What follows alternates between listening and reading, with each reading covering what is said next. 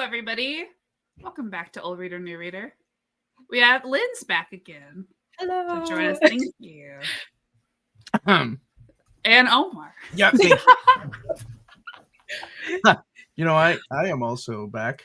Yes. Thank you for voting for another X-Men book to all our... Wait, no. The Patreons didn't have a choice. I just put nothing but X-Men. Nothing but X-Men? Yeah. Okay. By the way, today is Chris Claremont's birthday, so you can't rate this below a 9 out of 10, but we'll get to that soon. Happy birthday, Chris Claremont. Thank you for giving us this amazing book. Don't tell him to watch this one, okay? What is that? Oh, my God. Hey, by the way, I don't know if you both realize the way that we have this mapped to read, it's issue 154 to 167. Yeah. 167, remember when we talked about the New Mutants, I said that's the issue where they meet the New Mutants for the first time. And then, I don't know if Maddie remembers this, but 168 is the beginning of From the Ashes, which is the whole Professor Xavier's a jerk. Yeah, no, I remembered that. So I remember reading that one. So I was like, oh, man, she's read a whole chunk of X-Men. I think this is the most X-Men you have read for Old Reader, New Reader, correct? I don't think I've made you read anything more than like 6 issues here, 6 issues I mean, there. I've read more, but not Claremont in one go for Old Reader, New Reader, because I've read other X-Men stuff that's longer, I think. Okay. I know that I have, but I don't know if it's for the show or not. Gotcha. Yeah, there's a lot of like important things that went down in this. That is an understatement. Yeah, there's a lot of things that happened here. And Chris Claremont playing the long game too, because I mean he was the sole writer on X-Men for 17 years. And even though he had to abide by the editors, which were luckily for him, his friends like Louise, I think she was Louise Jones during this time, and then of course Louise Simonson when she got married, and also Ann Nocenti. So it was really cool to just work with. If you ever see a panel with both of those ladies and Chris Claremont just reminiscing this era of X-Men, oh my gosh, it's a very heart-melting experience. I will say that. I was surprised that this is called referred to as the Brood Saga, because yeah, we have like the Brood stuff kind of at the beginning and the end, but there's so much stuff in the middle that's not Brood. Dude, the sleevezoids are awesome. Oh yeah. Related. Well, okay, so technically, if you were to map it like, I guess there's not a better way to do that. So yeah, you would have to leave out the vampire story. You leave out the story with Magic. Hey, speaking of Magic, that's the story where she becomes Magic, or I mean, where she gets. And yeah, it's still wild. Like it happened real quick, and they were like, "We don't have time to emotionally deal with this at all. So we'll catch y'all later." Oh, she's 13. Bye. And then you had to go back and like reread it. I was like, did I miss something? No, you didn't miss anything. You missed the Magic limited series, which comes out about a year later. It comes out about a year later. It's just wild. It's like they were like, "Hey," that was probably the editor. They were like, Chris, we need this girl to be 13. And he's like, fine, like do it now. Like, okay, I'll give it like one section. Don't talk to me again about it. And then we also get a lot of first appearances through here. We have a lot of reunions that were set up in the Dark Phoenix Saga and during the Phoenix Saga and then Dark Phoenix Saga. But this is really the big reveal that Corsair is Cyclops and Havoc's father. Yeah. Like, the reader has known that, but Cyclops hasn't. And then to see him react was really interesting. This is also the fallout of Avengers annual number 10, where Carol Danvers, who was at one time Miss Marvel, got her powers taken away by Rogue. Like she siphoned her powers and she locked on, or just at that time, of course, Rogue was evil, right? She was part of the Brotherhood of Evil Mutants, and she siphoned her powers way too much and started stealing some of her memories. And that becomes a long story arc. But this is Chris Claremont going, she's just too good of a character to get rid of. We can't just have her commit suicide on the bridge and, because she doesn't have her powers. Let's do something with her. And that's where the whole binary thing comes from. That was really unexpected, considering we had just had a Phoenix thing a few years prior to that. And then, of course, the introduction of the Brood. And I talk about X-Men all the time. Somebody else give me the synopsis. What did you all take me through the detail, but take me through the gist of it. Give me the rundown. That's happening. So I'll do my best. So in a nutshell, besides like the little other stories happening, we have oh my god. Okay, so you got this, man. Oh my gosh. So the Brood have teamed up with Blackbird, who very close. Deathbird. Who had appeared in the issue of actually which she appeared. Oh, she was first appearance was in Miss Marvel. And she is Lilandra's sister. Yes, that is correct. And she can't rule the Shi'ar, like take Lilandra's position unless Lilandra's dead. And she knows that the X-Men are all involved, and so is, Professor Xavier, because he and Lilandra are sweet on each other. And it's the lamest way I could have said that. And so she's teamed up with them to like fight the X-Men to like get rid of her sister, basically. Mm-hmm. And then of course the Brood have more stuff going on where they're able to like infect their minds and like put little brood babies in them. Oh my god. I swear I've read this today, you guys. Because you read it all in one sitting, you freaking nutcase. Okay, go ahead. Listen, I'm never gonna change, and that's just me. I always warn you when I'm like it's gonna be dialogue heavy. Okay, I know, and I forget that every time. Okay, so introduction to the Brood, who are very, very alien-like. Absolutely, borrow heavily from the Alien franchise, the movie, of course. Before there was an Aliens, so. And yeah, teamed up with Deathbird. But the reason that that's happening is because Lilandra has been kidnapped, right? Yeah. Which is what led Corsair here to Earth and then teaming up with the X-Men. The X-Men during this time were also... It's one long soap opera because after issue 150 has this big thing with Magneto, and it's a very classic issue, but with that, like the island of Bermuda, that's kind of where some of the X-Men were, and they're kind of scattered about too. All right, sorry, I didn't mean to interrupt. Yeah. I just was making sure. Oh no, you're good. You knew. So, and right now, Storm is the leader of the X-Men. Scott's being kind of lame about that throughout this whole process. A little bit. And our crew is we have Colossus, Nightcrawler, Kitty, and Wolverine are kind of the crew that we're all focusing on. Although we introduced the new mutants towards the end, and Ileana is there until she, becomes a 13-year-old all of a sudden. And then we also at the same time, Corsair and his ship, the Starjammers, they have shown up, and Scott's like, "What does this locket mean?" They jumps right into that immediately.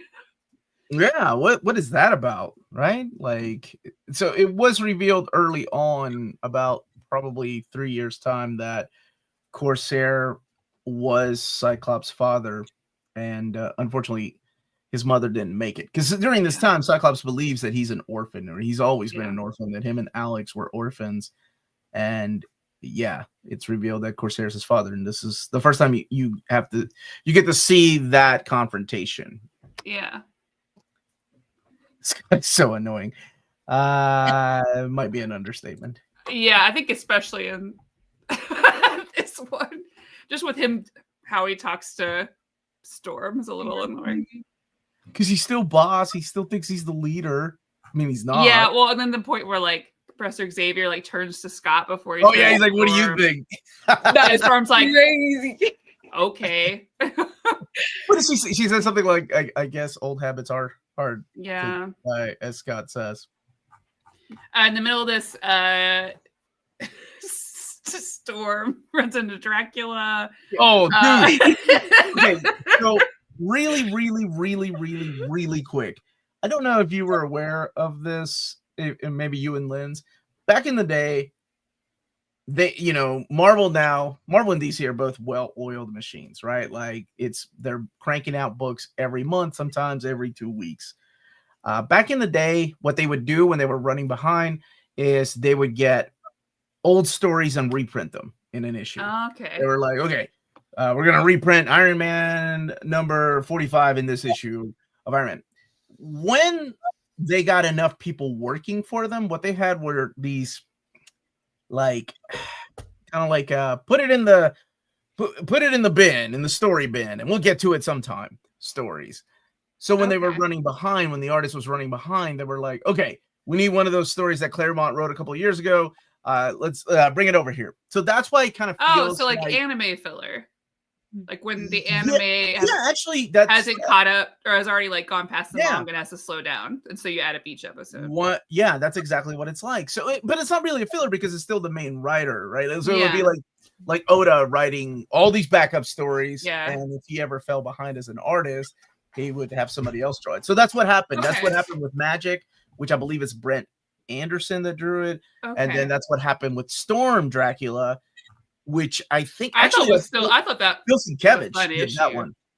And I feel like, so if you read it, it's kind of bookend with, oh, that's right, we're in space and we're in the middle of this battle. That's why we can't worry about Magic right now, because I think that story was that makes more sense, because there's some parts of, and then again, I'm not reading before this, right? So I acknowledge that like some of this buildup would feel differently for me if I had read everything moving up to it. So when we start with like with Scott finding out about Corsair, he seems so abrupt.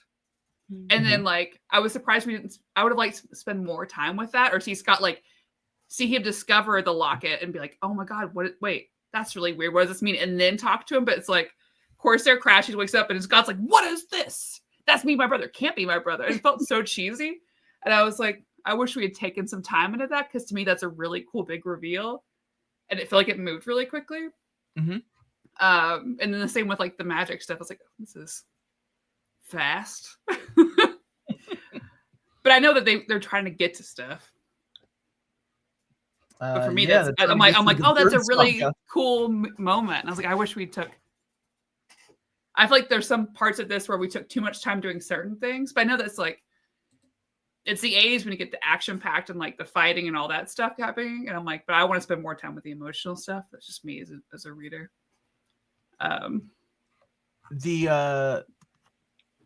The other important part about this story arc is that 2/3 of it is drawn by Dave Cockrum, who of course was the returning artist at the time. So it was Dave Cockrum that launched Giant Size X-Men and then went on to Uncanny, and unfortunately he had to leave to go and work on other things, because artists, tend to get bored and they want to go do another project. And then John Byrne came on board. And after John Byrne decided to leave, Dave Cockrum decided, hey, I want to go back to X-Men. So this was his big return. The next artist who draws, I think, about 3 issues in here, 165, 66, and 67. Yeah, 3 issues, is Paul Smith. And if you ask any X-Men reader who are like the top 5 best X-Men artists, Paul Smith is always on that list. Like Paul Smith, who had more of a cleaner style. But the thing is like he only drew like 11 issues. Like that, his run on X-Men only lasted 11 issues, and you got to read all of it already, Maddie, because you read this and you read From the Ashes. That's it. Like he ends up leaving the book. I mean, the art's great. I mean, I liked all the art through here. Yeah. Oh man, every single piece that Paul Smith did on those last 3 issues are just beautiful. Okay, so the Sleesoids, what are they? Like, there's a difference between them and the Xenomorphs, right? Like, these guys can talk. Like, you can understand them. They're sentient beings. Like, they can talk. So it almost adds a little creepy factor to it that they're able to communicate. Because, Xenomorphs are like, that's all you see, and then you die, or you don't die. You survive if you're Ripley. But anyway, they're space beings that just love spreading their seed across the galaxy. How else to put it? And beautiful space whales. That's right. For me, the biggest role of the Brood was Miss Marvel accessing her binary powers. Yeah, that actually comes to play in this very saga. Okay, so they're fighting the Brood, trying to find Lilandra. Find Lilandra. Professor Xavier gets hurt. And then it's, hey, let's go back. There's also a flashback issue with Legion's mom, Gabrielle Holler, was that her name? Oh, I Yeah. didn't know that was Legion's mom. Yeah, that's his. Although, yeah, can we talk That's the about baby mama. That's the baby mama. how because he helps her out, right? And then she's like, I need to like make you look at me if my fan and wild, and he's like, she only thinks she loves me, but I'm gonna do it anyways. Like, you suck, dude. That's the way it was back in the day, man. He's just like, he's like, it would be wrong for me to do this, but going to anyway. Professor X, man, he was. I see where Scott gets it. To be wow.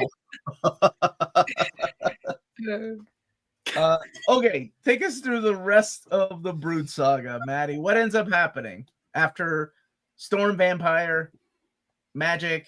What else did we talk about? And that flashback issue. Then, I think the saga kicks off again with Wolverine, right? Like where they try to make him into a brood.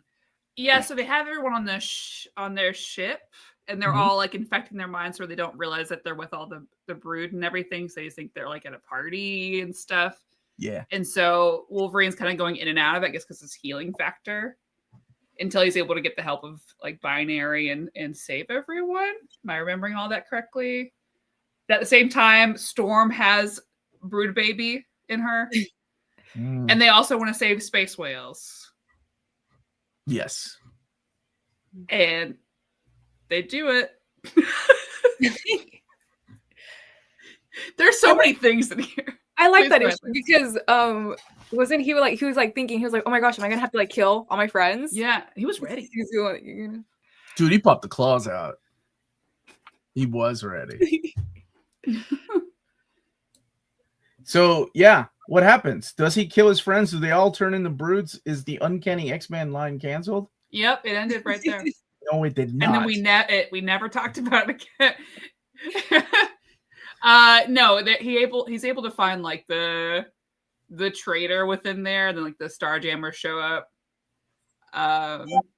Cyclops has cool brood eyes, and they fight.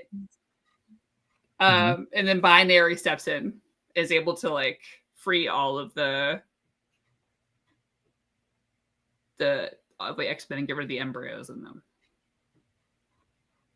And then there's the epilogue, right? So there's this big fight in space against the brood, and the epilogue is one of the most important epilogues because it's the return to Earth and finding out that I think the actual issue is called "Somebody's Been Sleeping in My Bed" or something like that. Issue 167.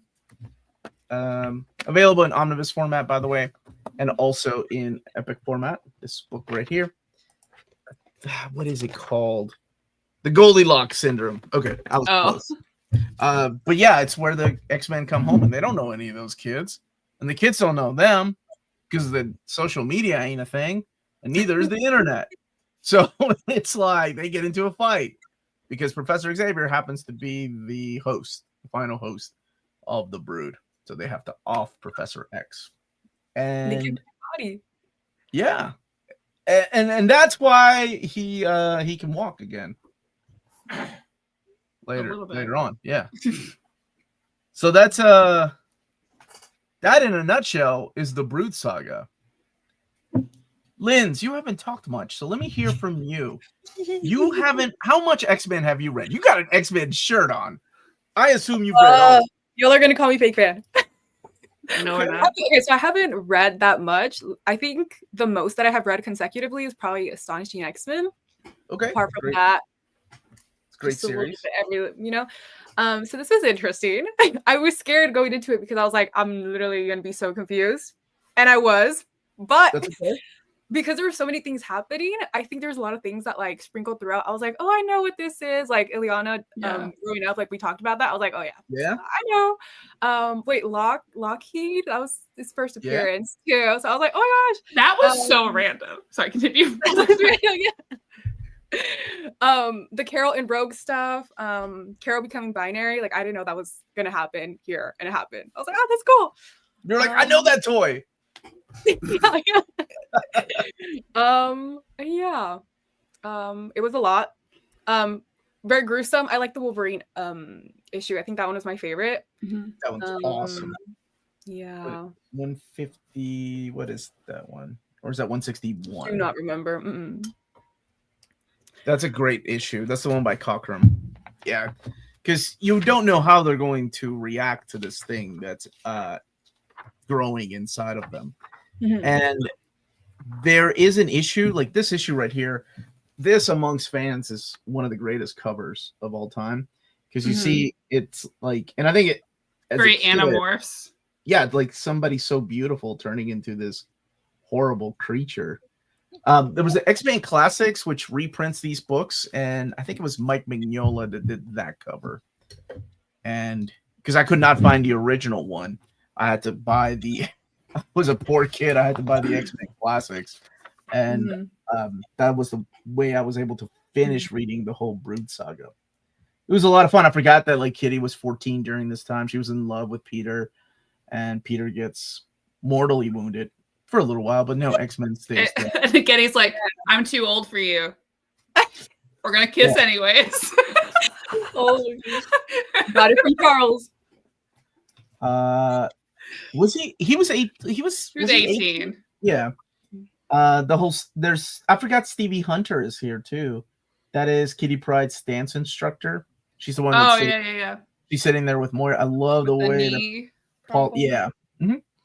Paul Smith draws Moira McTaggart swimsuit. Very nice. Very nice.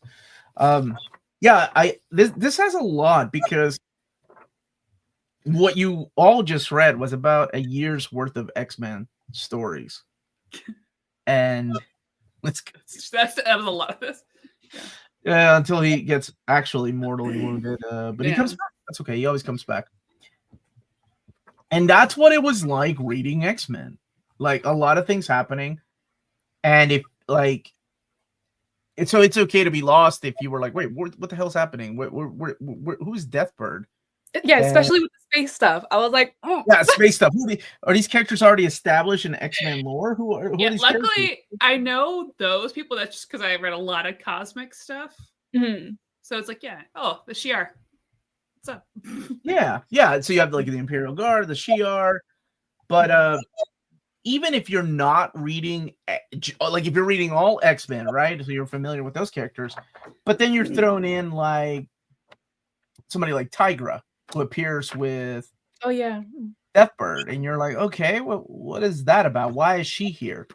So it's again being part of the connected universe, which is why I love comic books, because if you are reading this, you might want to go and check out issues of Miss Marvel, where those were written by Chris Claremont, where Deathbird first appeared. I was one of those guys that had to get all first appearances, so I collected all of those single issues. You know what? I think I still have some of them. Yeah. Like Deathbird's first appearance, like everybody's first appearance. If it had to do with X-Men, I had to get it. So I think that's why I enjoy these particular stories, because it's like, here's a slice of the X-Men's life for a year, and this is how much happened in 1 year's time, which is just kind of crazy to think about. Yeah, and I can see where, like, if you're reading this as it's coming out, it's not probably not as overwhelming. So I think about, like, I'm a One Piece reader, and every chapter of One Piece is filled with like 5 million things happening, right? Yeah, and it's overwhelming if you go. You wouldn't start with like One Piece Volume 95. No. Right? Like you wouldn't need the context for it to make sense. Yeah, not that complicated, because oh my god, that time travel crap that went on way too long in One Piece. But anyway, we're not reviewing that. But also, like who the hell is Rogue? Like who is this character? She's part of the Brotherhood of Evil Mutants. I collect all the X-Men. I don't remember her. And of course, she appeared in Avengers Annual number 10. So it's like, oh shit, I don't own that issue. Now I have to go get that. And I got to collect all the issues of Avengers, because that's the way a collector's mind works. It's like, here's a connected universe. Go and buy Avengers if you want to go see who this character is. Oh, you don't know what happened to Carol Danvers? Why she's such a fragile state that's happening right now? This is why. And I kind of both miss and don't miss that, because I'm loving the DC Absolute line and the Marvel Ultimate line, how disconnected it is. but also like, oh, surely somebody's gotta cross streams here in a little bit, right? These people are everywhere, right? Yes, people are be everywhere. Yes. Well, I feel like it's gotta be hard, right? With like X-Men, because the story's been going on so long, right? You're not like DC, I'm like, okay, we're rebooting again. You know, like so I have like starting points, right? And then X-Men, it's like, we've been going on forever. Like, and I think that's what people and I think honestly, I can see people like that. I can see why. They like that. People love that about X-Men. So can we talk about this outfit real quick though? Why is Xavier dressed like he is a hunter? No, but he's dressed like, oh, what's the name? Curious George's dad. The man with the yellow hat? How dare you? Look at that. Tell me that's not. Dude, that was 80s pimping. That's how people dress in the 80s, man. He's about to go to space to meet his lady. He's about to get a monkey to teach him. But I screenshotted this in particular. I was like, I have to say something. I can't believe you went with the man with the yellow hat. That's what it looks like. Hey, my dude was pimping. Look at that suit. All right. What did you all think of this? Like, what were the highlights? What were the things you liked about this? Like, did you like those issues where magic went and got big? The Dracula issue? Man, nobody can resist Storm. She is just that good looking. What did you all think? Again, I think the Wolverine issue for sure was my favorite. Everything else, I was like, overwhelmed.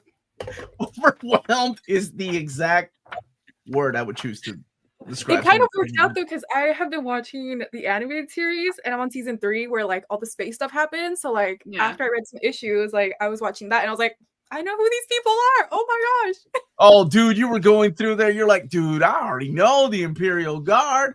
You don't gotta tell nobody about the Imperial Guard. I know all Warstar, who's our mentor. Who else was there in these issues? Oh, Blackthorn and all the dudes. You already know who they are. You got this now. So before this, I did not know that Scott had a space dad. This was the moment when I found out. I was like, oh, that's beautiful. You guys have known this entire time, and I didn't know this. Oh wait, you're going through the animated series. What season are you on? 3. So Corsair hasn't appeared by season 3 yet. What was the Phoenix Saga? Yeah. Oh, he did. Okay. So you already know that's yeah. But before that, when I first read the issues, I did not know. Oh, okay. What did you learn through here, Maddie?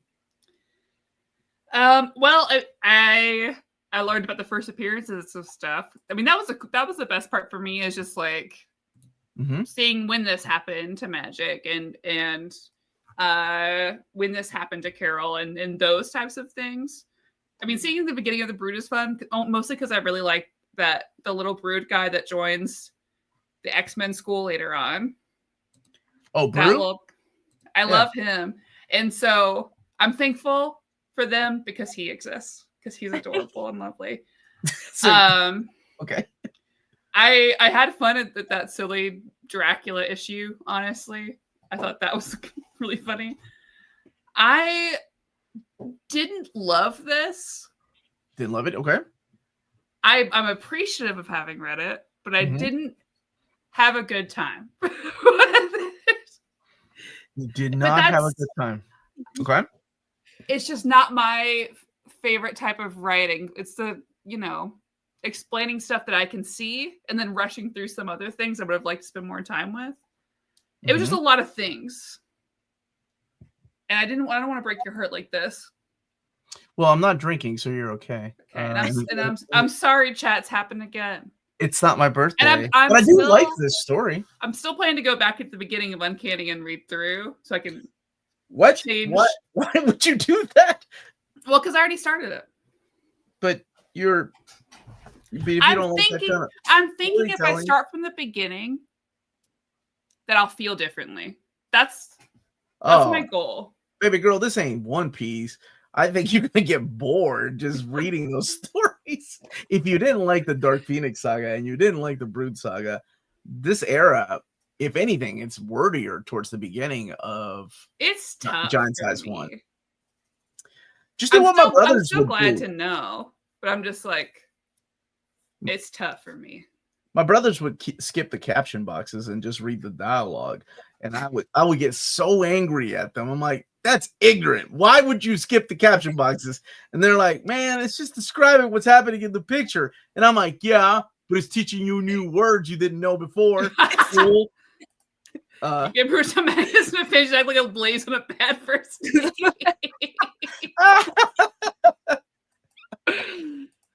and she's so sweet about it. She's like, I don't want to hurt anybody's feeling because she understands that people really. Because I don't think it's bad. You know what I mean? Like I just don't think it's to my taste, right? Obviously, I love the art. I love the art. I still love all the characters. Like, I mean, and I'm a huge Colossus girl. I think the more X-Men I read, the more I fall in love with Colossus, and I love him. He's such a pure heart, except for the whole Kitty Pryde and breaking her heart later on. Ooh, that's one of my favorite issues. We should read that one, where he ends up breaking Kitty Pryde's heart. So Wolverine and Nightcrawler take him to a bar to pick a fight with a Juggernaut because he deserves it. Oh, that's good. That's awesome. I'd never say that because I love Chris Claremont. Chris Claremont's birthday. Do not say that or bring that into this world. And he's a wonderful, wonderful man. He is greatest guy ever. If not for him, we wouldn't have 95% of the things I love about X-Men. Linz, what about you? Highlights, lows. What did you think? Highlights? Yeah. I think. Was I the greatest fan of this? Maybe not, because I was super confused. So, that takes away from it. Okay. But again, all the little moments that I did recognize made me really excited. I think people just wanted you all to read a lot of X-Men, and this was the biggest chunk of X-Men that I chose. I do want to read more X-Men still, even despite despite this, because I feel like for me, X-Men is either like a total win, or I'm like or I feel like this. So it's still 50% chance I'll like it. Well, we will be reading more X-Men, that's for sure. But didn't we last time talk about how Linz, you haven't read All New Wolverine, right? Or am I crazy? No. I think we should have Linz read All New Wolverine. Mostly because I'm happy to review that 5 million times. Over and over again. And they're having crossing over with Nightwing, too, right now. X-23. That's right, because Tom Taylor wrote Nightwing and he wrote All New Wolverine. God, what a time to be alive right now in comic books. It's so good. So, let's see. You like the art? Did you like the art, Linz? What did you think? Yes, I love the art. Okay. Okay, so let's rate it. What would you ladies give X-Men: The Brood Saga? I can't. Why are we laughing? We're laughing already. I just get so scared because for years, even the guy I play HeroClix with, who I've not told about this, is like, and you really didn't like Dark Phoenix Saga. And I was like, how do you know that? How do you know? How do you know? We met randomly in a coffee shop. Why do you know I'm not a fan of Dark Phoenix Saga? It's okay not to have the same taste in comics. And it's also okay to have really shitty, trashy opinions. Are you going to bring me poisoned food on Sunday? I may. What would you two rate the X-Men Brood Saga out of 10? And anybody that has read this, leave it in the comments or the chat. Linz, ladies first. You're our guest. Why don't you tell me?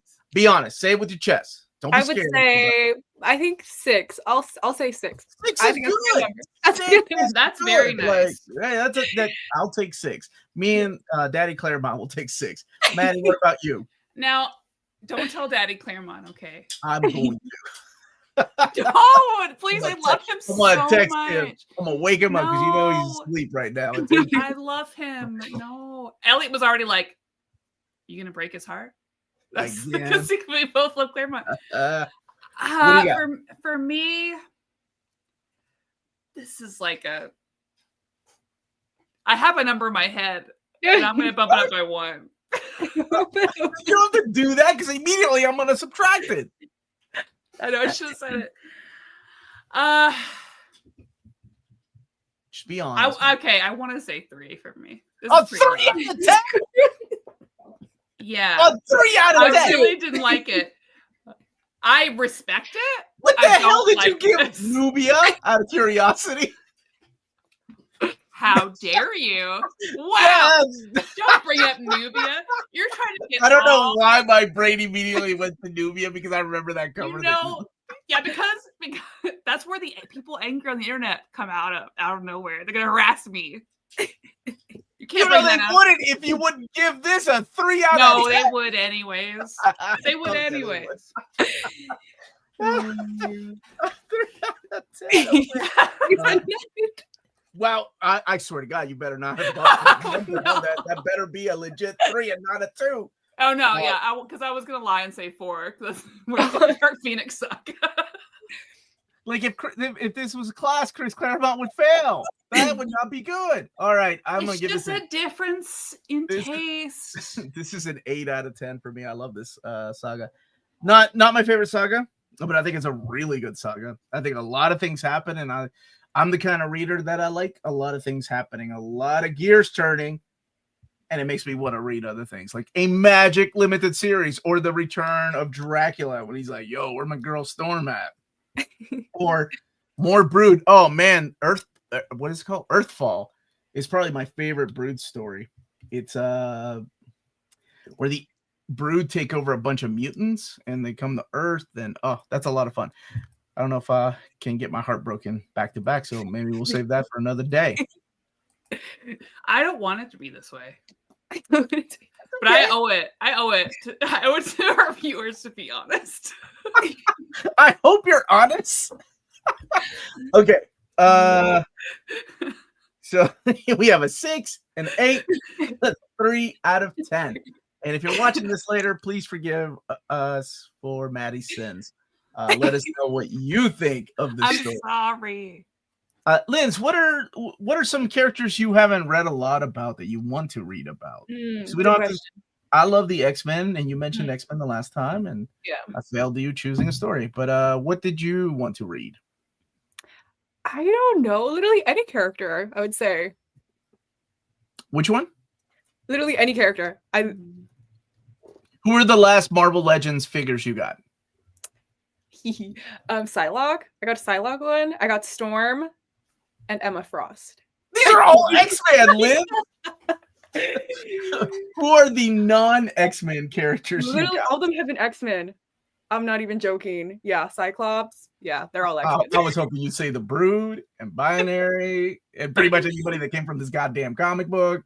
Okay. That's why I think we should read All New Wolverine because it's a 10 out of 10.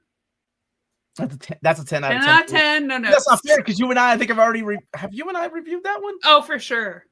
I really like it. It's okay. I'm gonna be reviewing Greg Rucka Wonder Woman for like the 3rd time, so it's fine. You gonna get the right Wonder Woman run this time? Yeah, this time we're gonna do all of them instead. So Tina and I will now read the Rebirth Rucka Wonder Woman, and then Sean will read the older Rucka Wonder Woman, and then it'll be Oops All Rucka, and that'll be the all Rucka. Okay. Yeah. I wanted Linz to give me some choices, like who she's into. Is there anybody you're interested in reading about? You said anybody, like literally anyone. Yeah. Okay. How much Fantastic Four have you read? That's kind of your thing, right? Recently, I've read a lot because of the movie. Because the movie, See, so I was reading a lot of that. What about Avengers? Have you read much Avengers? Oh no, I always stay away from Avengers. You do? But just because like the movies, So I'm like, I'll focus on other characters because Okay. But I'd be willing to read Avengers because that is an area where I'm lacking. Maddie, what's the last Avengers book? And we don't have to stick to Marvel. We can do DC. What's the last Avengers book you did on Old Reader, New Reader? I usually don't do a lot because normally I end up not liking Avengers books typically. So you don't like you don't like when people get along and do things together. No, I like when they get along, but I don't. To me, it's like Avengers and Justice League. I tend to like Justice League more, but those are like coworkers, and I love our younger groups, like Young Avengers. I like. Mm-hmm. It's more of a family, It's like same reason I like Titans. That's a family, and you get to the adult groups, and it's like they're just coworkers that have to work together that don't like each other that much, and I don't like that. Okay, so what I'm hearing is you all want to read more X-Men. What I think I just heard. I mean, there's some other like side characters and stuff. Like, I wish there had more stuff with like the Midnight Suns characters together. Oh, we did do an Old Reader, New Reader with Old New Wolverine. It was me, you, Joe. Oh, Joey. Joey goes, and no Omar. So it wasn't me. Omar. I wasn't there. That's crazy. I must have done it on Fangirls Assemble instead. We did. Look at James, man. We did Thank Old Reader, New Reader you. on Hick Avengers, Avengers is Assembled, Young Avengers, and the Avengers Kree Skrull War, which I can tell you right now, Amanda and Maddie did not like. We always do cosmic stuff. It's Was been it years Cosmic since we X-Men? did like Annihilation. Savage Avengers. I've read any Conan. Savage Avengers. Oh, you haven't read any Conan? I've never read I think the only Conan maybe I read, there was like a Wonder Woman Conan thing or like a Red Sonja Conan. Yeah, the Gail Simone one. Have you read any Conan, Linz? Nope. You guys want to read some manly comic books? Can't remember if I gave away the trade. I was gonna mail it to you if I did. I think I gave one away. Okay, let me think about it. So Avengers, Conan. Give me a title from DC, Linz. Who would you like to read at DC? We can recommend any. That's my bread. Oh, and I'll put all new Wolverine in the in the poll too.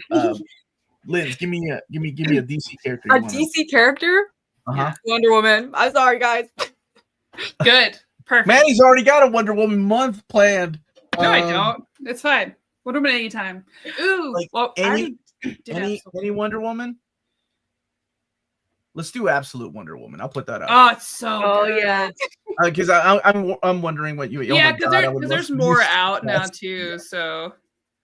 I don't have the next trade paperback, Maddie. Well, you can use my DC universe. I ain't reading digital. I'll throw your digital tablet right to the wall. This is the home collected edition. No damn tablet touching my hands. I pay for the Ultra now. Okay. I didn't say you did it. Yeah, I read my X-Men digitally today too. I ain't got that collected money. Collected money. I don't got that collected editions money anymore. Real. It's this YouTube money, man. That's what it is. I don't have That's all it is. That's all I got. I gotta pay for groceries with collected editions. I gotta pay for my kids' college with collected editions. Okay, so I will put the poll up on Patreon for, let's see, what did we decide? An Avengers book, I'll pick one.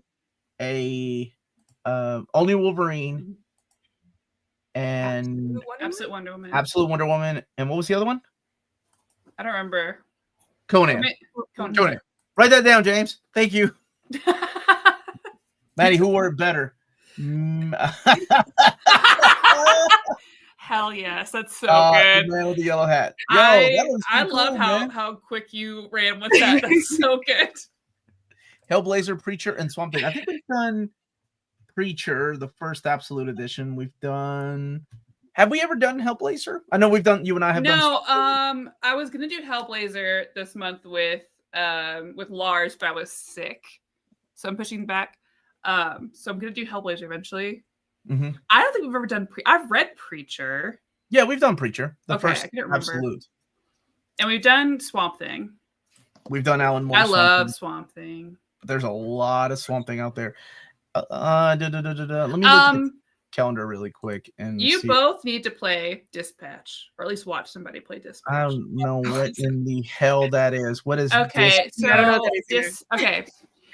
So it's a game, but it's like you just make choices like of what your character would do, and you're basically this like superhero who has like a mech suit sort of, but his mech suit's down, and you're like recruited to be a dispatch person. So I have like the headset for this superhero team that's just a villain. So you have like the D team basically that you're supposed to coordinate and work with and like take care of them.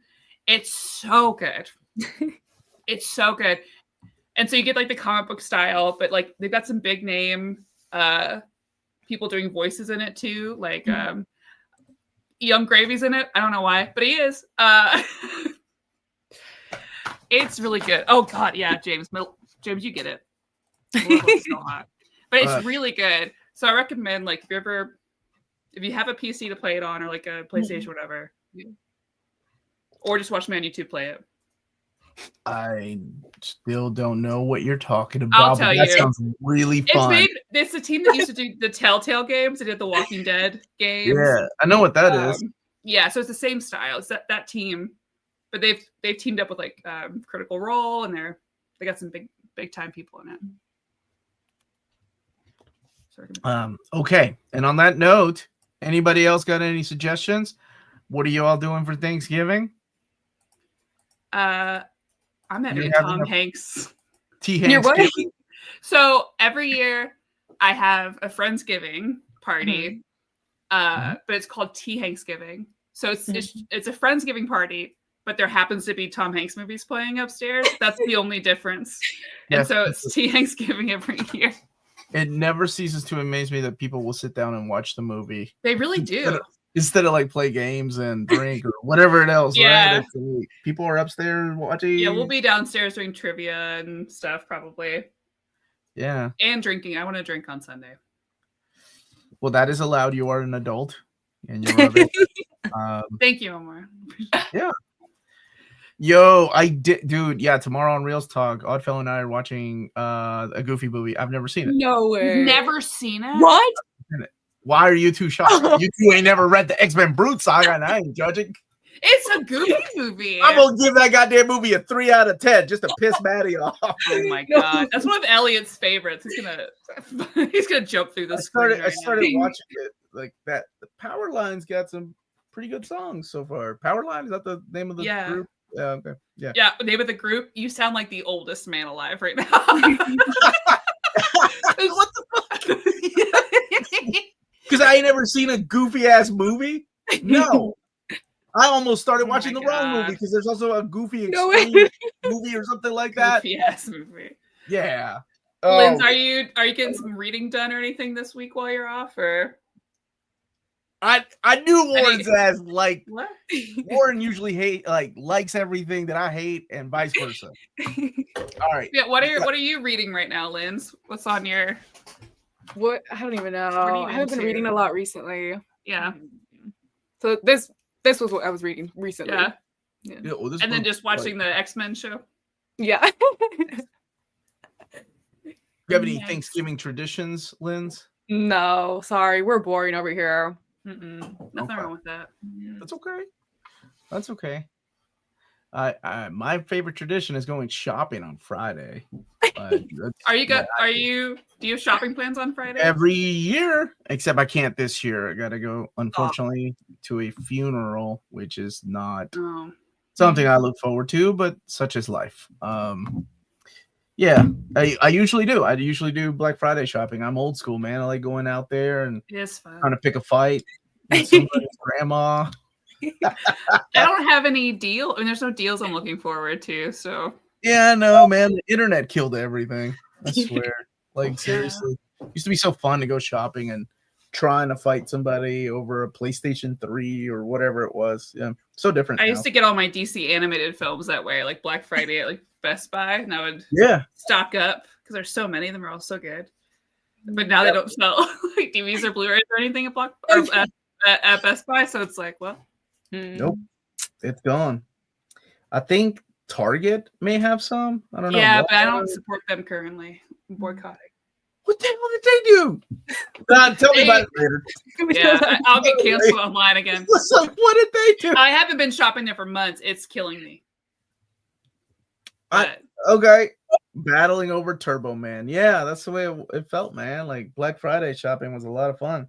Yeah. But like shopping online just kind of killed that. Like it's not the same, as getting up at like 3:00 in the morning and standing in line so you can get some kind of number to make maybe you'll get that TV you wanted for like $50 off. Okay. That it, Maddie? Is that all we're talking about? Okay. Yeah, that's it. I haven't made my plan yet for December. I'll figure that out this week sometime. But I know that Oops All Rucka will happen at some point. So Omar, if you want to choose an earlier week so you're not like busy, feel free. I'm busy the entire month. This is my busy month of the year. We can get together in January if that's better. It's okay. Yeah, but you and Linz can definitely go and talk about some more X-Men if you want to, or whatever. If you want, don't let me interrupt that. I can come back in January, or I may try to sneak in something for December. Yeah. Okay. Sorry. Hope you guys like this video. Comment down below your thoughts about X-Men Brood Saga. Please be nice to me. I'm sorry. This was a Patreon pick. So if you're interested in voting in the future for what we read out of what we just talked about, join the Patreon to do so. Linz, tell them where to find you. You can find me at Lean Soapbox on basically all social media. Yeah. All social media. Got it. And I'll see y'all probably next Tuesday. Probably next Tuesday. As long as I get my shit together this week. All right. We are out of here, everybody. Thank you all so much. Hit that like button. Bye. Bye-bye.